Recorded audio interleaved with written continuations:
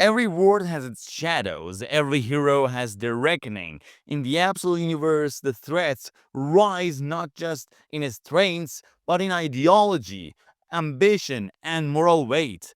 This is the story of Absolute Justice League, a world where heroes aren't just tested by villains, but by the very system that claims to protect them. It begins in 1951. Hawkman stands before the House of Un-American Activities Committee, or as it's known for UAC, revealing his identity to expose the comrades hiding in plain sight. A hero unmasking himself in the name of justice. The world is already divided by paranoia, so that is amazing. Jump to the present. Oliver Queen receives a call from Roy Harper. There is a moral cancer festering in the city, and he is determined to stop it no matter the cost. Roy is a spectacle. He warns him about the futility of fighting such corruptions, but Oliver's resolve is unbreakable, unshaken. He insists on making a difference, because in this universe, doing nothing is the real crime. Now let's make this story even more interesting. Meanwhile, Hector Hammond, a corporate tycoon, an absolute universe villain, schemes in his ivory tower. And if you know from my last episodes that we have done, Hector Hammond is a villain in Absolute Greenland story. You have to watch that, it's amazing. He wants to weaponize superior powers for profit and control. Hammond dismisses Oliver as a man chasing righteousness for the thrill of it. He predicts failure even when he attends a top secret meeting where no electronics are allowed. He cannot fathom the scale of what's about to happen. I'm telling you guys, this story is getting wild right now. And we see Absolute Universe villains gather. Ra's al Ghul from the Absolute Superman, Dr. Thawne from Absolute Flash, and the Absolute Joker from Absolute Batman series, and Veronica Cale, the enigmatic leader that we are gonna know in a little bit. Heyman jokes around and nobody really cares about that. Ra's and Thawne make it clear that there is no casual gathering. This is a strategy and power and calculation. Veronica Cale opens the session recounting the stories of heroes who challenge the status quo. For example, Wally West and the Superman, Joe Mullion, Bruce Wayne, and others who stood up to these corporations and industries. Cale's recounting grows darker. Absolute Wonder Woman has caused widespread destruction, taking commands of chaos with deadly precision. And next, she talks about a male creature who reeks in the streets of Gotham. Absolute Batman, a human among gods. She explains that he is redefining limits, using his construction work to integrate resources into Gotham. And next, she talks about the alien that protects Smallville. She talks about Superman.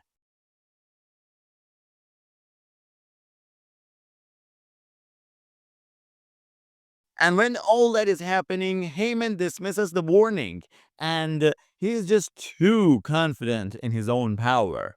And in a shocking scene, Ra's al Ghul introduces Hawkman. In a chilling display, Hawkman presents Oliver Queen's corpse and throws it on the desk. That is just amazing and at the same time terrifying, man. Dr. Thawne questions this act. Kell explains that it is a simple lesson in strategy, leverage, intimidation, and demonstration of force. Even as some remain unconvinced, Cale suggests to join forces and make themselves a team to go against these individuals who want to stop them. Then absolute Joker takes the floor. A rare silence falls. He shares his proprietary research on Higgs boson, claiming modern science misunderstands its implications. The omega particle. He explains it isn't just a building block of matter, it carries a spiritual and moral dimension. In this view, reality itself has a natural order. The rich get richer, the poor get poorer. Those who resist it are unjust. This is no accident. This is design. And I'm telling you guys, we are going deep because this shows that the heroes of this universe are unjust. And who brings justice to this universe? Let's say these guys are the new Justice League, the absolute Justice League. Joker argues that God supports this order, and so an alliance is proposed, a coalition to bend the universe toward absolute justice.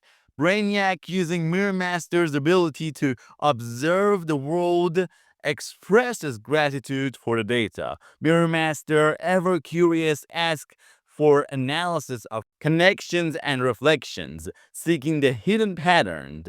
Brainiac answers his goal is balance. A new threat is emerging, one that must be negated.